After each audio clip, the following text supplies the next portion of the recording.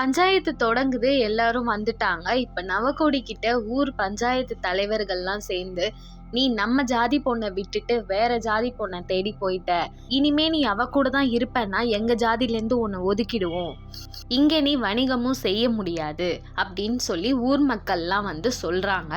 உடனே பயந்து இவர் என்ன செய்யறாருன்னா, அவரோட 2வது மனைவியை விட்டுட்டு முதல் மனைவி கூடயே வந்துடுறாரு. இப்படியே சில நாட்கள் போது, இவங்களுக்கு குழந்தையே இல்லை, ஆனா வணிகத்துல சிறந்து விளங்கிட்டு இருக்காங்க.